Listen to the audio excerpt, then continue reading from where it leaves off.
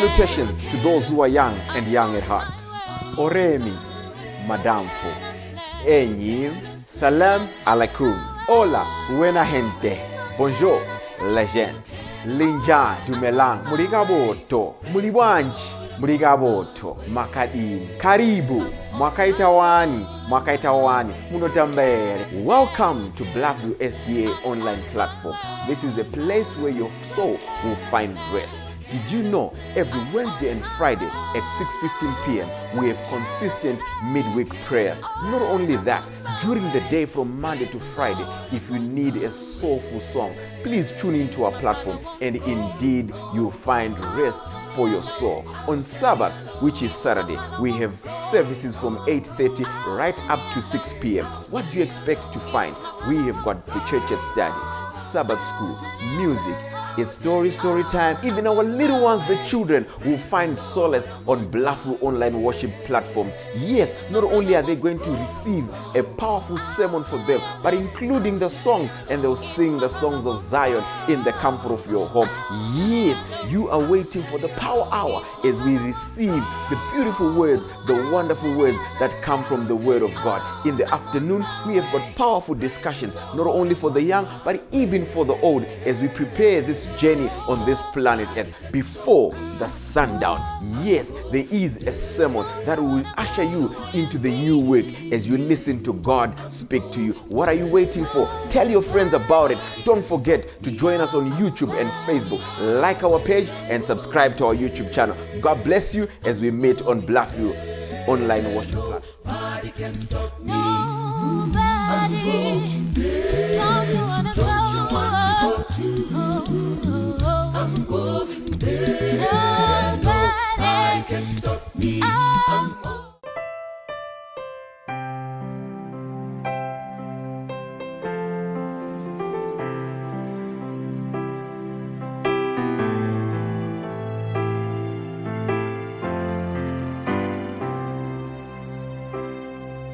Blessed assurance, Jesus is mine. Oh, what a foretaste of glory divine, heir of salvation, purchased of God, born of His Spirit, washed in His blood. This is my story. This is my song, praising my Savior all the day long. This is my story, and this is my song, praising my Savior all the day long. Perfect submission, perfect delight, visions of rapture, numbers in my sight, angels descending, bring from above echoes of mercy, whisper of love. This is my story. This is my song. I'm praising my Savior all the day long. This is my story. This is my song, praising my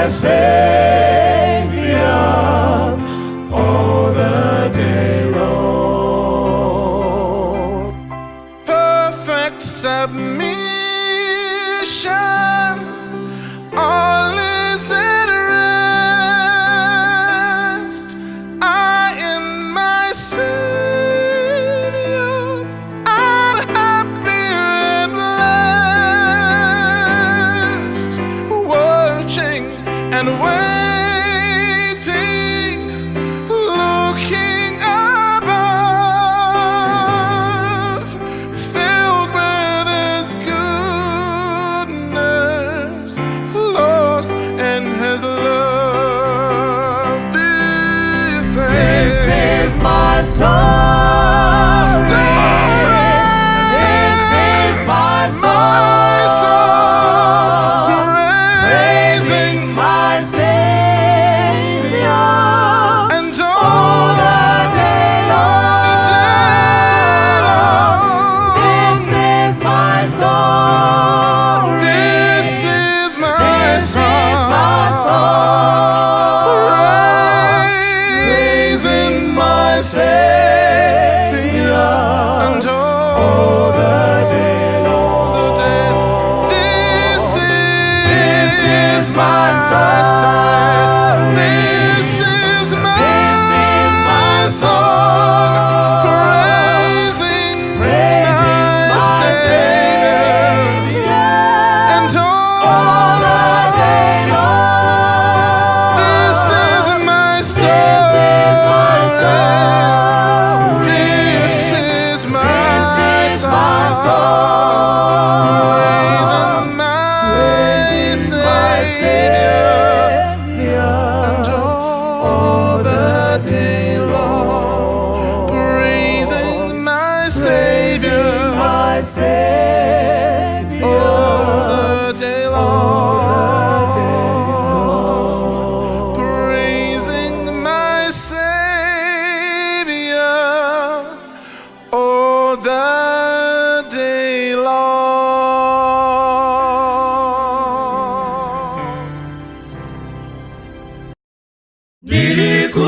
Nilikufungane kunaka kwenyika iyo ndichashika pawira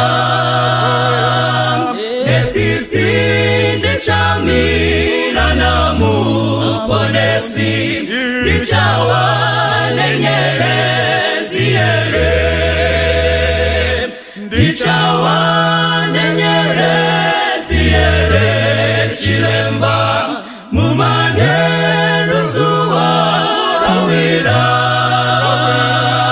nomukanda pone satowe kumusha ndichawa nenyerezi yere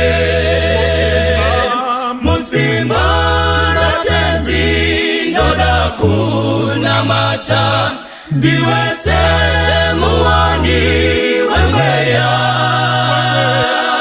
nyerezi yatupenya igawe yangu pamusi unachisa kwacho ndichawa nenyerezi yere chiremba mumane ruzuwa rawira nomukanda pone swatowe kumusha ndichawa nenyerezi yere ndichafara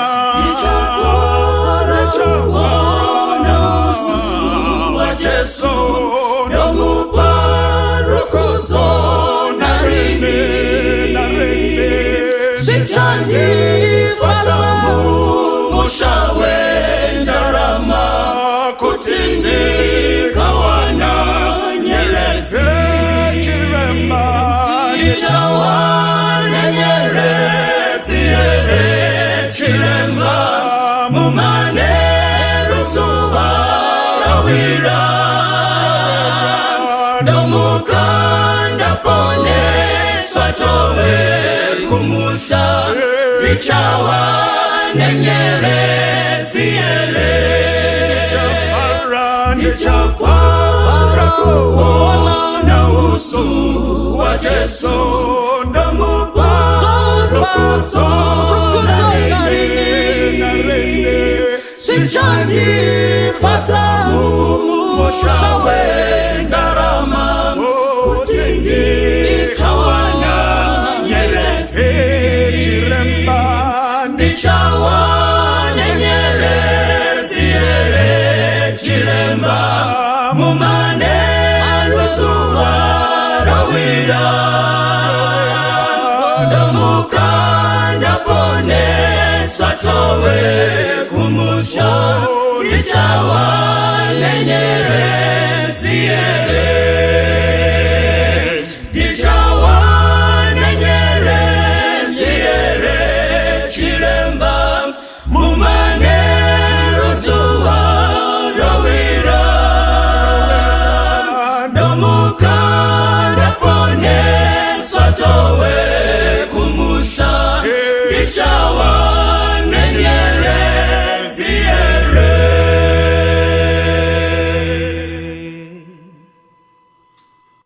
Toda kutenda Mwari watitendera kuti tisangane nyama nemweya zviri pamwe chete. Toda kumupa mbiri nerikudzo nekuti mbiri nerikudzo zvakafanira iye. Tisati taenda kure ngatimbovei nenguva yekunamata. Baba wedu namuponesi musiko wedenga nepasi. Rumbidzwai nekusingaperi nekuti zvakafanira iwe. Dei nyasha dzenyu dzingatirindira kuda kwenyu kugoitwa pasi sezvakunoita kudenga. Muzita raJesu tinonamata. Amen. Toda kutenda Mwari atitendera kuti tisangane. Nhasi uno uyu toda kudzidza pamusoro penhaurirano inoti deceptive behavior. But tisati tapinda munyaya iyoyi tichatanga tambopindura mibvunzo iri pano. Kana tikaibata tikatadza kuipedzeredza tinoipedzesa kumberi. Uye kana pakaita umwe mibvunzo inowirirana nezvatiri kuita pano inobva yangobatwa ichipinda mukati. Saka chishuvo changu nechikumbiro changu ndechekuti dei tese tinganzwanana. Chandinoda kuti titange tarangaridzana pano tisati taenda kure ndechichichi. Ndechekuti izvo mune zvinhu zvose zvinoitwa nemunhu ukabvunza mubvunzo kwandiri, tarisira mhinduro kubva kwandiri. Kana ndirini ndiri kupindura, ndinopindura zvandinoona zvakandikodzera, zvine relationship nebhuku randinoverenga. Nekuti Bhaibheri rinongotipa concept, Bhaibheri rinongotipa principle. Kana Bhaibheri randipa principle, ukandibvunza mubvunzo, ndinopindura according to the principle iri muBhaibheri. Ende harisi rimwe remabasa angu rekuti ndipindure according to your tests. Ende ndoda kuramba ndichidzokorora nyaya iyi. Handipo kuti inini newe tiite hama. Kana ukama hwedu hwakazendama pakureverana nhema. Kana zvakadaro zvakatonaka kuti iwewe neni tive vavengi, nekuti I cannot lie for the sake of smoothness. Kouya kepiri ndekakaka. Ndikakupa mhinduro kana usingawirirani nayo, haumanikidzwi kurarama zvinodiwa nemhinduro. Unoenda kune munhu anokupa dzinowirirana newe. Kana uchinge wapedza kupiwa dzinowirirana newe, tichazomirira kuti ramangwana ritaure kuti zvakanga zviri correct ndezvipi. Issue iri panapa ndeinoti, kana tichinge tine mifungo yatinofunga, zvakanaka kuti tiikipe to ourselves. Number 3, ndoda kuti murangarire chinhu ichi. Patinopindura mubvunzo, we are not attacking each other. And number 2, varidzi vemibvunzo vanenge vatonzwisisa zvatinenge tataura. Uye kana vasina kunzwisisa vane kodzero yekuenderera mberi nekupindura. But ndoda kukuudza, ukada kudependa ne how you feel, your feeling may mislead you, or your feeling may be deceptive. Therefore, let's try by all means to be practical. Chinoitika munyika kuti vaprofita vazhinji venhema vawande, inyaya yekuti vanhu vanofarira nhema. Vanhu vanoda kuudzwa zvinofadza miri yavo, vanhu vanoda kuudzwa zviri mubrain dzavo. Saka ndinokukumbirisai mutatiite vamwe vevaprofita venhema. Saka kupindura ndichapindura. ndodzokorora futi point yandoda kuti mubude. Sekutaura kwandaita, Bhaibheri hariti munhu akarima munda, makudo akapinda mumunda, chiKristo kusiya makudo achidya munda. Asiwo Bhaibheri haritiudzi kuti kana mapudo apinda mumunda munoadzinga sei. Asi principle yeBhaibheri inogona kutibatsira kuti kubatsira here kusiya makudo ari mumunda kana kuti kusabatsira, kurongeka here kana kuti kusarongeka. Saka by the end of the day tinopindura tichishandisa principle. Ndodzokorora futi imwe nyaya yandoda kuti mubate. Nyaya yandinoda kuti mubate ndeyekuti isusu tikati izvo munhu anofanirwa kunge ane mari muhomwe. Hatisi kurwisana nenyaya yegospel yekuti izvo isu vanotenda vachaponeswa nenyasha kuburikidza nekutenda. Hatiite nharo nekuti we are saved by grace through faith. But we are saying isusu kana tichinge tagara, kana wazoita mwana akati nditengere pizza, kupizza hakutengwe nefaith, kupizza kunotengwa nekutenda. Ndosaka tichiti munhu ane shungu yekuroora asina mari haaroore. Hatisi kuti munhu iyeye haasi muKristu, asi tiri kuti pfuma haibviswe nefaith, asi pfuma inobviswa nemari. Saka ndoda kuti mundibate patinenge tichitaura, ndekuti chokwadi chinogona kunge chichirwisana newe, but the truth will remain the truth. And even if it hurts, the truth gets to be true. Saka harisi rimwe rebasa remachechi rekuti isusu tisimbisane munhema, tichinyepera vanhu vese vatema kuti muchatsvuka, vese vatete kuti muchasimba, vese vasina vana kuti muchaita vana, vese vasina vakomana kuti mucharoorwa. Harisi basa regospel to give people false hope. Basa regospel nderekuburitsirana pachena zvidiso zvaMwari nemararamiro akanaka akarurama.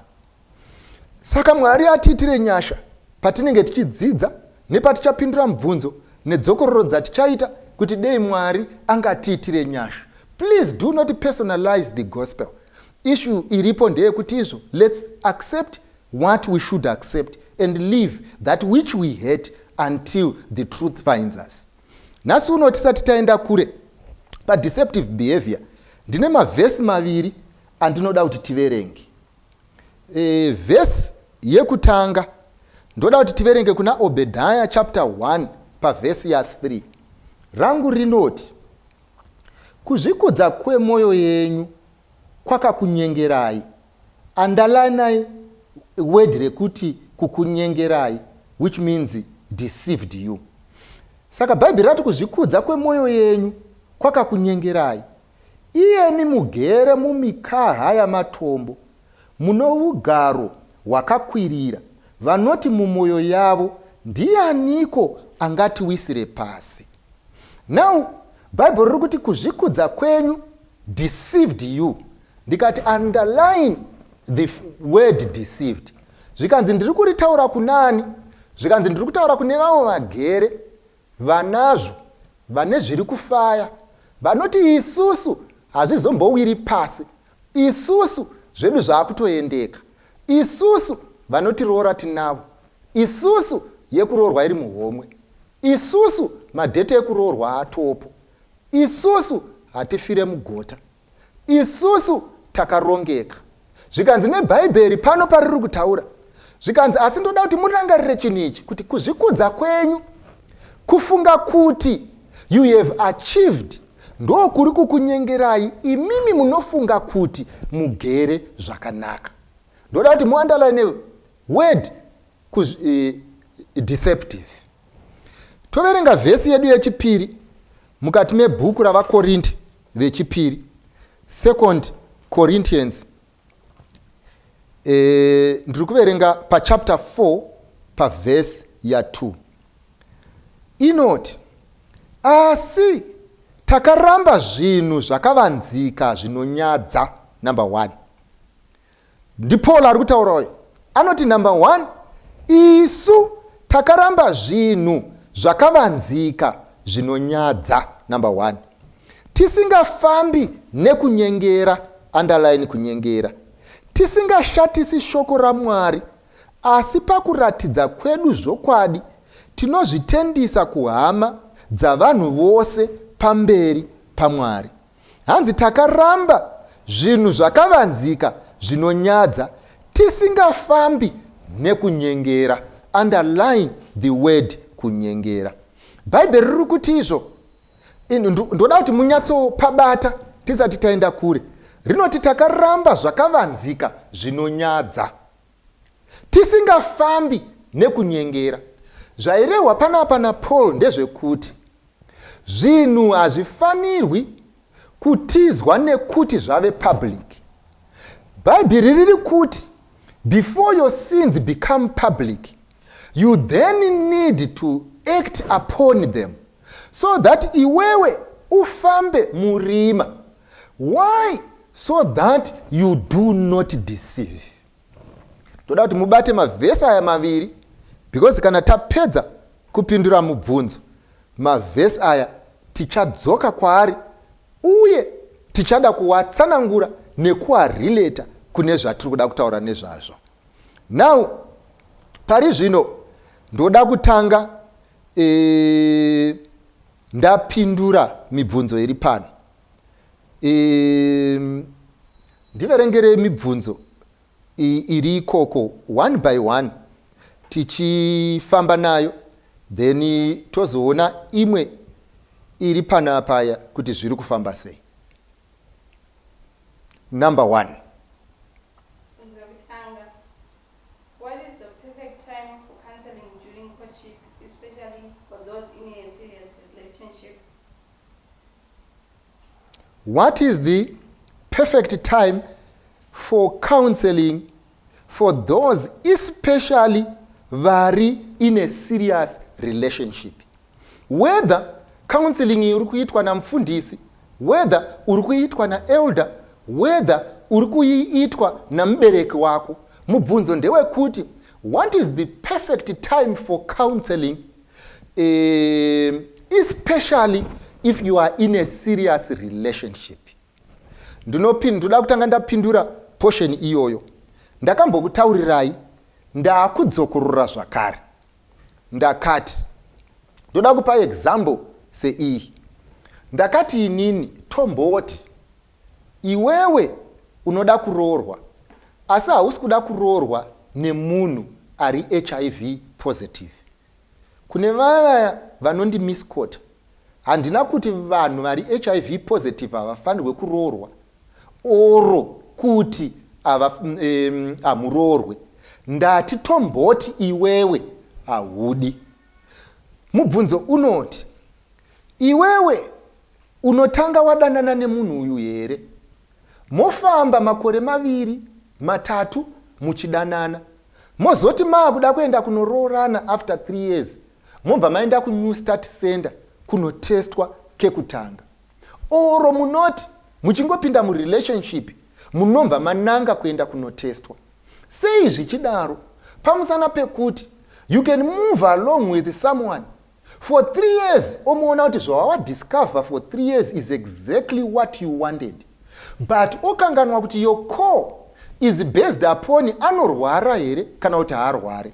Yeti zvinhu izvi waigona kuzviita musi wamatanga relationship, so that hauite problem yekustada chinhu chinogona kuzodiscardwa ne1 factor. Therefore, the best time for this testing is musati matanga, and as you go kusvikira makuzonoroorana. Why? Pamusana pekuti unoda kuziva kuti the core values measurable muchinhu ichi. Ndo zvakafanana kana uchidanana nemunhu, kana uchinoratidza counselor wako ari mubereki wako sekudaro, mukomana kana kuti musikana, hausi kunomuratidza kuti aapprove zvawauya nazvo. Hausi kunomuratidza kuti iye aite rubber stamp your decision. Hausi kunomuratidza kuti izvo I have made all the decisions, ndangouya naye as formality. If it is like so, you would better do your business on your own. Asi kana kuri kuti uri kuti mubereki wangu, my counselor vane input munyaya iyi kuti vaona kuti zvinoendeka kana kuti hazviendeki, chakanyanyisa kunaka kufamba mese kubva kwekutanga kunosvika kwekupedzisira. Hongu pane imwe counseling inozoitwa yekupinda mumwanano yasiyana necounseling inofanirwa kuitwa when you are conducting your relationship. That's the first part. Therefore, isusu ndosaka tichidiscourage kudanana kwevanhu vari serious nekuroorana kunoitwa in secrecy. Kudanana kwevanhu vari serious nekuroorana kunoitwa underground. Sekutaura kwandakaita kudhara kuti nyangwe pabasa uchida kupinda basa panoitwa diligence check. Uchida kuinvesta mubusiness panoitwa due diligence check. Kana uchida kuvhura store unonoita due diligence. So by the end of the day, if you do due diligence before you get in, the same applies to my relationships. There should be a due diligence check. Yes. Number 2. Munomirira mabva kwatezvara here. Is it at the point yamunoti takuda kuroorana makamirira date? Sometimes unotoona kuti counseling inotoita kuti vanhu varambane but nyaya dzavo dzatosvika kunana tezvara. I think uitamba taupedza wekuti izvo when, why and how. Now handei kumubvunzo wepiri. Kana uripo. How do you deal with a situation where you realize that you now have a relationship but the guy didn't ask you out? Kukunyenga. I mean, yes, you are partly wrong because you entertained the flirtatious chats and sweet names, but it's gotten to a point where he regards you, his girlfriend, for you. Do you talk to him about it? And if yes, what do you say? Inzwai munzwe nyaya iri panapa. Sekutaurirwa kwazviri kuitwa mubvunzo uri panapa uri kuti uyu musikana uyu haasi kuti uyu mukomana wangu, haasi kudanana naye, anogona kunge atori neumwe musikana. Asi zvakaitika manje, in the process of living, pakaita umwe mukomana aimutumira tuma message yaari kuti fleeting, tuma message tunonakidza, vachitaurirana zvinofadza nezvimwe zvandisingazive zvisina kuburitswa pachena. Zvachidaro manje problem yapo ndeyekuti baba munini vakutoronga kukanda mukitchen. Asi musikana ari kuti no, matambiro atakanga tichiita akanga asiri ekukandana mukitchen. Anondikanda mukitchen ariko, wekuita flit naye ariko. Ndodzokorora. Relationship iri panapa iri kuti ndine wandiri serious kuroorwa naye, ndozoita umwe watiri kungotamba. Saka kana ndichinge ndarovorwa, ava vanoramba vari kumasure, havasi my partner by marriage, asi ipartner yangu only for fleeting purposes. Yes, kudhara ndo dzataiti stranger than fiction. Kamwe kamurwaniro kamunoita upenyu vanangu, esi ndiri kutenda kuti wabvuma kuti pakaita kukanganisika, ndakungotaurira vamwe vasirivo. Kamwe kamurwaniro kamunoita upenyu vana vangu, kana zvichiongororwa zvinoita sezvinonzi mahumbwe, inoita sezvinonzi ifiction, zvinoita sezvinonzi hazviitiki. Ndoda kukubvunza ivo vana vangu ndisina kukupai mhinduro. Kuri kuti musikana wako ari kukubvunza, kana kuti mukomana wako ari kukubvunza kuti ndine mukomana umwe wataingoita flit naye asi hatidanane, akufunga kuti ndiri mukomana wake.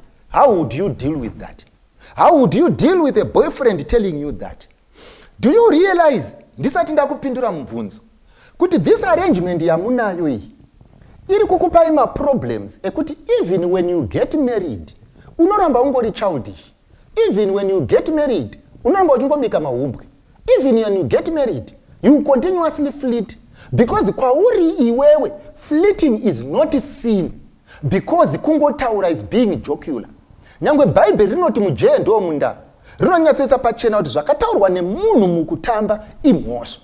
So by the end of the day, imagine mwanangu, munhu akaenda kuchikoro, atori ne cap of knowledge mubedroom, atori ne gown rakahengwa muwardrobe, unotamba nemunhu to the extent yekuti anofunga kuti munodanana, uchiti tiri kutamba. Chii chichakutadzisa kutamba matambiro iwayo makunoroorwa? Saka imimi advice yandinokupai ndeyekuti kana mafunga kutamba, tambai sevanhu vakuru, tambai sevanhu vane conscience, tambai sevanhu vane principle, tambai sevanhu vane dzinopanana moto. Hakuna matambiro akadai. Asi nekuti apo watosvika watotamba, chienda unoudza vawaitamba navo kuti comrade takanga tichitamba, ende imimi amuzi mukomana wangu, ende handidi kuti ndizonzwa kuti muri kufunga kuti muri mukomana wangu. Kana wapedza kudaro, make sure kuti that relationship will cease to be. And I repeat, kuvasikana vese vari uko, and I repeat, kuvakomana vese vari uko, you don't play with human emotions. Hatitambe tichidaro. Yafai. Unoya ari panapa ari kuti izvo. We have been in a long relationship. Is there a way yekuramba nicely? Young men ndoda kutenda Mwari nekuti uchiri nehana inorova. Nekuti waigona kungomuka wanyora pa WhatsApp status yako kuti zvandiremera. Ende kana uchinge wadaro vanhu vese vongotanga kureada kubva pa status vachida kudijusa. But zviri nani kuti une plan yekuda kunoramba asi uda kuzviita nicely. Chandoda ngokuisira pachena ndekuti maremero hazviri kukuita kuti uzvitaure. Ndo maremero azvichaita kunogamuchirwa newauri kuramba. Hakuna kurambwa kusingarwadzi. Ndinodzokorora. Hakuna kurambwa kusingarwadzi. So by the end of the day, kwese kucheka. Hakuna best way yekudhedha munhu. Kana uchitongodhedha, chinenge chatongove chivindi. Chekuti munhu hakutochekwa, kune pauroda kucheka napo, achibuda ropa, uchiriona richibuda, uchinyatsoziva kuti ndo zvinoitika normally kana tikaita matambiro aya. Pamusana pekuti kwese kuroya, imwe slow motion, asi imwe inoitika ipapo. Asi handisi kuti usarambe kana usingachadi. Pamusana pekuti kuchengeta chinhu chausisiri kuda ukasachiramba chivi pamberi paMwari. You would rather disappoint here this time rather than keep here expecting that which will not be. Saka zvandinokukumbira ndinofunga kuti is the best way. Ndeyekuti go and sit down with your partner and be honest with her. Omutaurira zviripo without blame game. Ndodzokorora. Without blame game. Ndodzokorora. Without blame game. Ndozokupa advice. Pauchamuramba pachagona kuita mariro. Nekuti kurambwa kunorwadza. Haufanirwe kuzoita zvinoita vamwe vayouth yakafanana newe. Inoti inoramba munhu nhasi, yomunzwira tsitsi mangwana, yochovha naye umwe mwedzi, yomuramba futi, yomunzwira tsitsi, muchingoita in and out, in and out. When you have made a decision to go, please go and rega mwana wevaridzi ajaire kurarama asina iwe. Ndochikumbirawo kuti kune varuko ndo patinosimbotaura nenyaya yemarelationships anotora nguva yakarebesa. Kuti marelationships aya anozokunetsai. Pamusana pekuti mumwe munhu anogona kunge angogarirapo mabenefits but musisiri kudanana. Interview iyi inenge yarebesa. Pabasa roda kupindwa. Zvinenge zvakanyanyisa kunaka kuita ma-serious relationship within the shortest possible time. Ndozotiwo zvangu kune vanasikana vangu vari uko. Kana aripo angane ma-relationship yareba zvekuti ndimi vema 4 years, vema 5 years, pane 1 yaakuda kuzopera.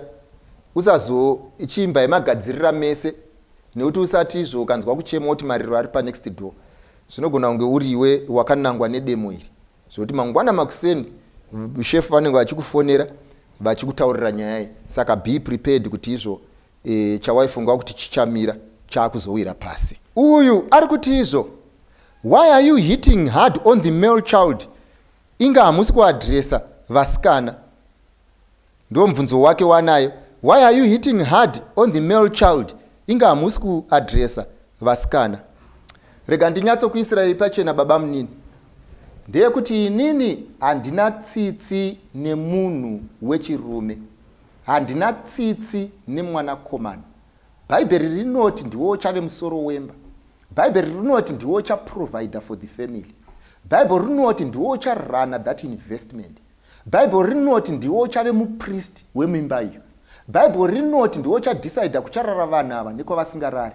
Bhaibheri riri kuti ndiwo cha decide kwavanodzidza niko vasingadzidzi. Hongu mukadzi anogona kukubatsira, but Bible riri kuti you are the head of that house. So by the end of the day, taane problem huru yekuti vana vedu vazhinji vechikomana kuyema too much. munoda kubhabhadzirwa too much. Kana uchida kuudzwa chokwadi unotoda nekarwiyo kekuti urare wakaita kunge kari kukudhaka, wakadhakirirwa mbichana, so that you accept the truth. Unoda kuti iwewe tigare newe pasi, tinyatsokutora tikupambe, titengere machocolate. Kana tapedza kutengera machocolate tozokuudza the truth. But inini manje handioperate ndichidaro. Whether you like me or you do not like me, whether you hate me or you love me, I will tell you the truth as it is. Because uri munhu wemurume iwewe. Imboona nyaya dziri panapa munin'ina. Uri kuziva here iwewe kuti ukaenda pastatistics chaidzo. Muna 2015 ukatarisa ratio yevasikana nevakomana vakanga vari kutertiary education yakanga iri the ladies who were there were only but 41.5%. That means imimi varume ndimamuri 49.5%. Asi ukadzika iko zvinezvi ukapinda muna 2020 matiri 7 months ago Chronicle yaitaura kuti ratio yevasikana nevakomana vari kucollege yasiyana zvakadaro zvekuti the female are now the majority. They constitute 54%. And I'm telling you, 2 years from now, there will be 70%. What has happened to the male child? What has happened to the father of the house? What has happened to the breadwinner? Where is he now when ladies are going to school? That is number one. And I want to be honest with you.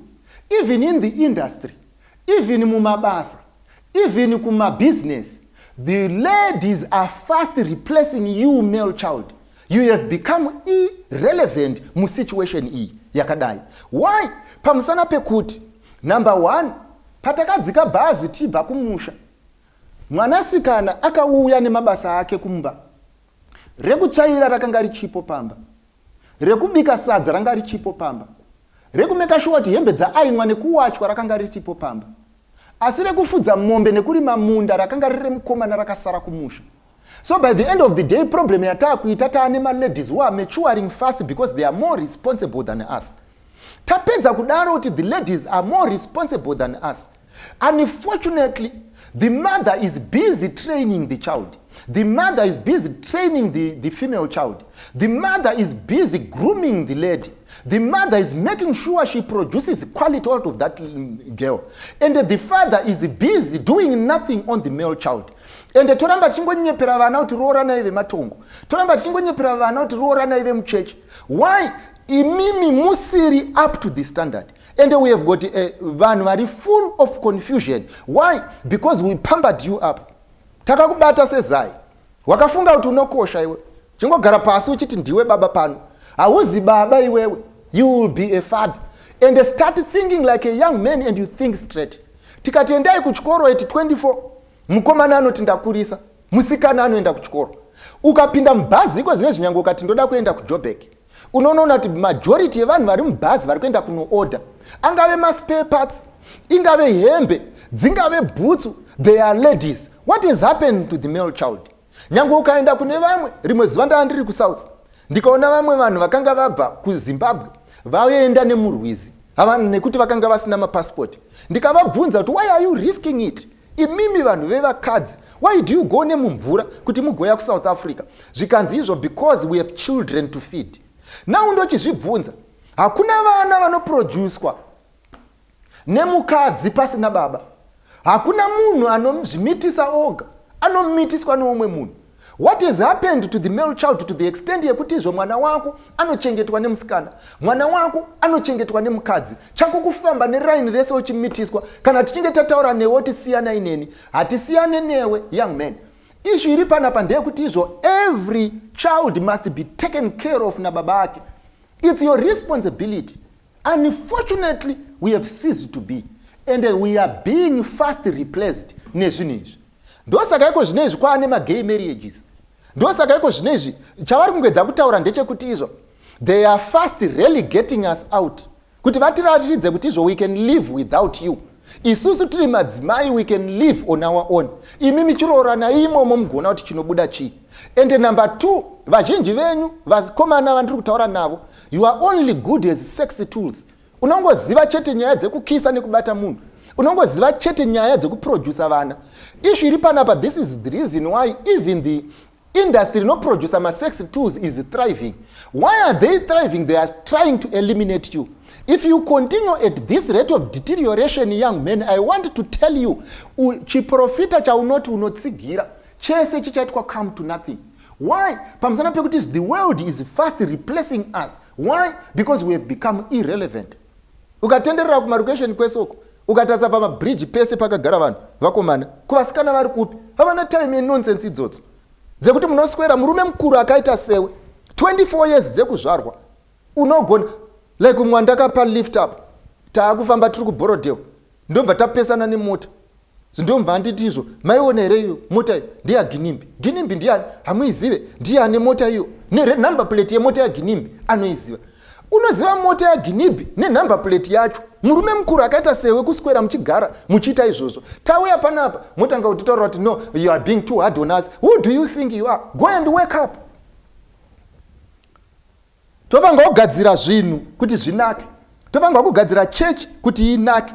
Tinofanga kugadzira kuti izvo community inake. Inogadzirwa sei? The first person to wake up must be the male child. Ndayadresa madzimai omwe musi. Ndikavati izvo Bible rinoti izvo murume ndiye musoro wemba. Zvikanzi nemadzimai, but zvinoitika ndezvoti isusu madzimai tikaona kuti bhazi harina drive, munotoona tagara ipapo. Vakatozviona kuti kune mamwe mabhazi akutoratidza kuti driver panapa akafa. Akafa nei? Because we pampered you. Saka hakuna izvozvo mfana. Hatiswere tichiitisana nharo. Dzana Obama. Hatiswere tichiitisana nharo isusu kuti like tiri kugoko komwe musi. Vanhu takuitisana vachidiscussa zvikanzi Obama chii chakaitira vanhu vatema. Was he a good leader or he wasn't a good leader? Tichidiscussa nyaya iyoyo. Pai pane munhu anga ane mafacts kuti achitaura nyaya yaObama waitofunga ndiwo kuAmerica sanga ari kumateta uko. Achitaura nyaya yaObama, achitaura nyaya yaObama.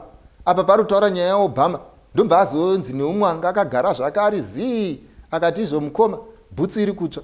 Aive busy kutaura Obama bhutsu ichitsva. Panoti adhonze gumbo mubva mumoto azive zviri kuitika pamasurroundings ake. Ari kuAmerica bhutsu muno muZimbabwe ichitsva. Ndozvatiri kukutaurira kuti izvo usati sembure dhonza bhutsu mumoto zvinhu zvako zviite zvakanaka. And mind you, handisi kuti itai vapfumi, handisi kuti itai mazimarini. Ndiri kuti izvo do whatever you can, because Bible rangu rinoti, Mwari anoti ndichakunaisirai mvura nenguva yemvura. What was God saying? Aireva kuti if you initiate, I will guarantee success. Ukadyara beans indichaita kuti dzimere. Ukadyara carrot ndichaita kuti dzichadyiwe nemujuru. Inini chandinoita mwanangu, I will multiply your efforts. Mwari haana kuti endai munoita sit down mogara pasi mobata Bible and moita Bible roga pasina zvimwe zviri kuitika. Nyangwe nyika ngaizvizive, we did not teach you that. Hatina kukuticha kuti munongogara muchisumudza maoko muchiti izvo zvinhu zvese zvichauya as a miracle. God is going to perform a miracle. This year is going to be a good year for me. I'm telling you zvinhu zvangu zvese zvichaitika. Hazvisiri izvo zvatakataura izvo. Bible rinoisa pachena kuti izvo do everything else as though you are doing it for God. Even spirit of prophecy unotaura inoti we should work as though we are here forever. Tofanga kusenza sezvinonzi nyika haigume and do what we are supposed to be doing. Kwete kufamba tichironda mastreet tichinangana nenyaya dzisina chekuita neni. Saka young men, I will be on you. Ende nyange ukaita nharo kana pane chinhu chauchamwa mushonga unotomwa chete. Umwe ari panapa zvikanzi why did you say Mnangagwa is going nowhere? Hapana here imwe example yataigona kushandisa. Vamninika inzwai munzwe. Tiri kumusha uko tichifudza mombe. Pane pataimboti kumakura ikokoko towirirana kuti ndatirwisanise mombe. Zvaiitika ndezvinoti mombe dzaitika kana dzapedza kurwa tomboti yangu yarova yapita. Ndobva ndaudza Peter kuti Peter mombe yako yarova neyangu. Zvaizopedzisira zvaitika wainzwa Peter akuti mombe yangu yarova neyako asi iwewe ndokurova. Zvekuti zvaizopedzisira zvaitika zvatanga tichiti imombe dziri kurwa, suddenly haisisiri mombe taaisusu manje tiri kurwa, mombe hapana. Why? Pamusana pekuti izvo pane umwe munhu ari pano ane deceptive behavior. yekuti mangwana musazorwisanisa mombe, because nyaya yemombe inopedzisira yayevanhu. Kana usingandinzwisisi rega nditi. Taive navo vadhara vakafanana newe uko kumasuroko, vaiti vakatambira mari musi weFriday voenda vonobheja njuga vodyiwa, vadyiwa njuga vouya kumba vasina mari. Vaiti vakasvika paruvanzi vakagumburwa nezvitina zvanga zvichitambiswa nevana, votanga kupopota vachipinda mumba vachipopotera madzimai kuti iwewe nevana vako manga muchiplana muchida kundiuraya, manditeya panze apa nezvitina kuti mundiuraye. Nyamba mai vaitosara mudhara akutobuda akuenda, mai votofunga kuti mwana munhu uyu adzingwa nenyaya yekuti pane vanhu vanga vachitambisa zvidhina panze. Nyamba handizvo, ari haasi kuda kubvunzwa nyaya yekunzi mari iripi. Saka ari kuziva he is deceptive, ari kuviga zviri kuda kubvunzwa, iye achinyatsoziva kuti hazvisisipo. Ndo zvakafanana nenyaya iri pano. Isu hatina kunge tichitaura nezvepolitics, isusu hatitauri nezvaMnangagwa, isusu tasingatauri nezvaBiden, taitaura nezvako. Don't be deceptive, don't bring politics in this. We are saying iwewe wakagara, you need to wake up. You don't need to wait for someone else to do something so as for you to do something. That's what we said. Zuro riya ndakambotaura ini ndikati izvo, vasikana vanorara nevarume vasati varoorwa zvakangofanana nechipfambi chinongoitwa nevanhu vari mustreet. Iwewe ukati waakufamba mumaraini umu, ndati inini vasikana potai muchipuwa mari. Nhasi ndaakuti iwewe usacheme naMnangagwa panyaya idzi, pamusana pekuti Mnangagwa akati handina kwandiri kuenda. Inini ndichireva iwe waakunyepera kuve neconfusion. Saka baba munini ndanyatsokubatai, hamuna confusion imi, it's deceptive behavior. Tiri kutaura imi baba munini haikonai kuvhara mawani. Ndoziva kuti hamupererwe, asi rwendo rwuno mushonga munotomwa baba munini. Yafai.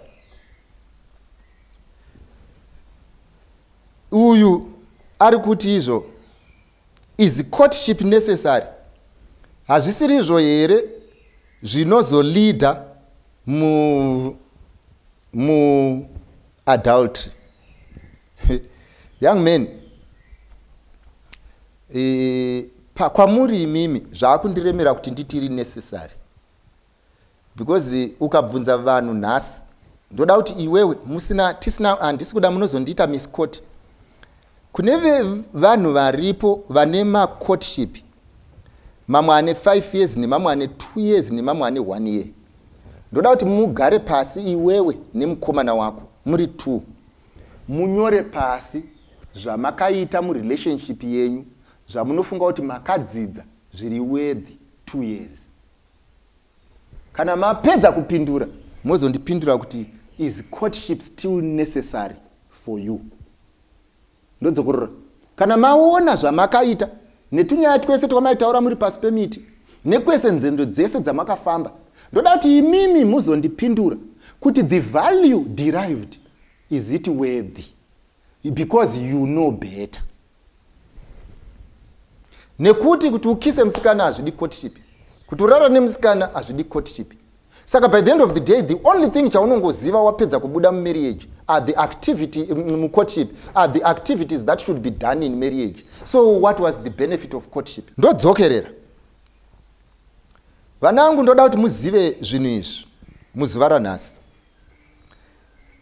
Chandoda kuti muzive chinhu chekutanga, yatinoti deceptive behavior yakaipira because munhu ukaona ari deceptive, sezvataurwa neBhayibheri, anonyengera. Zvaanoita ndezvizvizvi, anodistracta attention yako kuti usaconcentrate pachinhu chaurifanirwa kuconcentrate nacho, once something is happening under the carpet. Saka iwewe, you will be busy measuring that which you are not supposed to measure, when that which is supposed to be measured goes begging.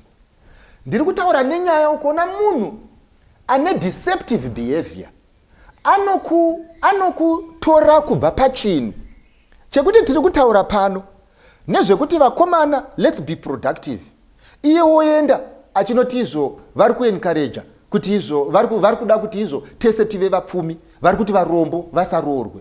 No, naro idzi deceptive behavior yekuti musaongorore kuti pane progress here apa, pane zviri kuitwa here apa, pane preparation here apa.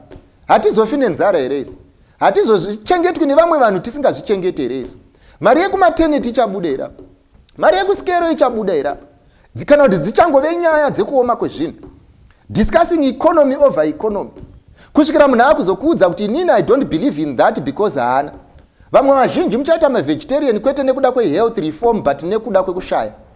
Kuti munhu anenge achikumanikidzira kudya muriwo kwete nekuti uri munhu wemuriwo iwewe but pamusana pekuti mari haisi kutamba muhomwe. Issue iri kutaurwa panapa ndeyekuti deceptive behavior inoita kuti vanhu vaitisane nharo over things that are not necessary so that you do not watch things zviri necessary. Unabvunza mukomana, what is your plan? Uri kuitei neupenyu hwako? Usandiitire pressure. Uri kundiroora rini? Usandiitire pressure. Ko kana usingade pressure, wakapindire muchinhu chine pressure. Deceptive behavior haadi kubvunzwa zvinhu zviri concrete, haadi kubvunzwa zvinhu zviri definite, because anoziva kuti these are measurables. Anoziva kuti ndikakudza kuti tiri kuenda kuNorton, iwo uchati izvo, ko zvatisiri kuona National Sports Ward, ko Warren Park tinosvika rini, ko kuDZ tinosvika rini, ko apo tinosvika rini, ko tinosvika rini, nekuti akaisa malandmarks anoziva kuti iwewe you will measure. So by the end of the day, it's deceptive behavior kuramba kumeshwa. Deception. It is deceptive behavior kuti ukabvunzwa nyaya unopopota. It's deception. Pari kubvunzwa nyaya iri simple, mafambiro ako handaoni zvakanaka, maitiro ako handaoni zvakanaka, marelations ako handaoni zvakanaka. Inyaya isiri simple iyi, haitombodi rocket scientist, haitombodi kuti tiende tunotsvaga munhu kuti auye atidhijusire maangles aripo. Inyaya iri simple, asi unotsamu, unopopota. Ende kana wapopota 2 days usingafoni, ndiwo otozokumbirwa ruregerero. I am telling you, whoever is in a relationship yakadai yekuti you are busy apologizing for things that should be said, you are entertaining deceptive behavior. People must learn to do what? People must learn kuti izvo kana zvinhu zvabvunzwa, they should learn to answer questions. We don't want deception. We don't want deceptive behavior. Atidi vanhu vanohwanda nezvigumo. Saka ndiri kutaura panapa kuti Bible rinoti ndinovenga kunyengera and the people havafanirwi kunyengera. Deception. It's deceptive behavior. Kufamba nemunhu ndodzokorora, waunoziva kuti handichadi, uchitsvaga kuti angaite sei mistake ndimurambe. It's deceptive behavior. Ndoda kukutaura kunyengera kunorwadza kusingadiwe naJehovha, kwekupromisa things that will never happen and things that you will never do. So Bible rangu kana richitaura nenyaya yekuti ndinovenga kunyengera, kunyengera kufamba rwendo rusingasvikwe. And the Lord cannot ordain that. Saka taimira unzwisise kuti panapa ndiri kudhila netsotsi.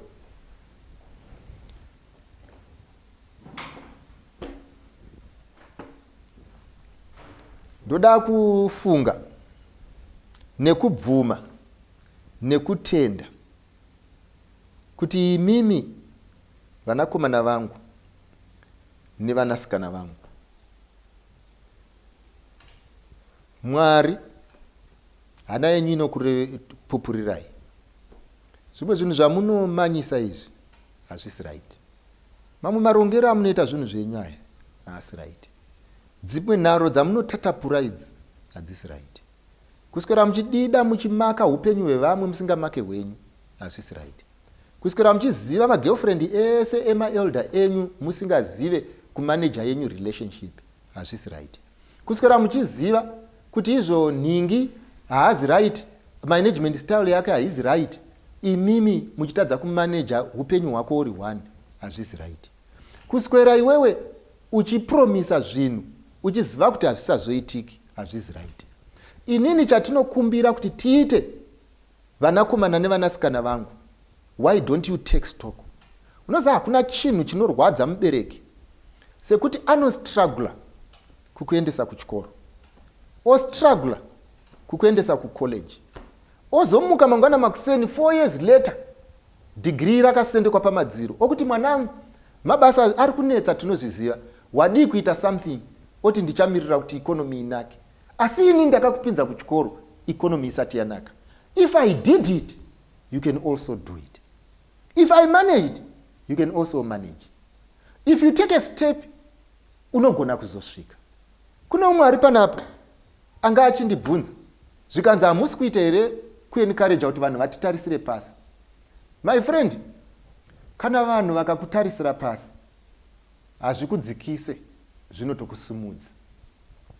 Munhu akaramba kupinda muyadhi mako okuridzira huto kuti uya kuno, zvinokubatsira kuti uzoti kana inini ndikaramba ndiri palevel iyi ndichaona moto. If people cannot take your suggestions, zvinokubetsera. Saka munhu akakuita kwauri kuti ari kukutarisira pasi, anogona kunge akusumudza. Accept it. Ngatinamati. Baba wangu namuponesi musiki wedenga nepasi, ndoda kukutendai. Rumbidzwai nekusingaperi nekuti mbiri nekukudzwa zvakafanira imi. Ndokumbira kuti pakupera kwenhoroondo yenyika ino nekupetwa kwayo, dei nyasha dzenyu nembiri yenyu zvingaonekwe. Tibetserei kuti isu nevana venyu tisapokane unnecessarily, but tivake chinhu ichi kuitira ramangwana redu. Muzita raJesu ndinonamata. Amen. Tesetai, tasewai, tapumuka kure, ndingaona senyinzira yekuwa mudanga, ndirinzira ini umenyu, aui kuna baba usineni, ndirinzira ini umenyu, aui kuna baba usineni, ndatenderezwa nenamo, Mwari anondinzwa, apo wazhinji wachema, dozi wasenyidi, ndirinzira ini upenyu, aui kuna baba usineni, ndirinzira ini upenyu, kuna baba usineni, kuna Kristu nzira nedi, andichapumuki, ondiisa kuna baba, kumusha wembiri, ndirinzira ini upenyu, kuna baba usineni, ndirinzira ini upenyu, aui kuna baba usineni, ndirinzira ini upenyu, aui kuna baba usineni.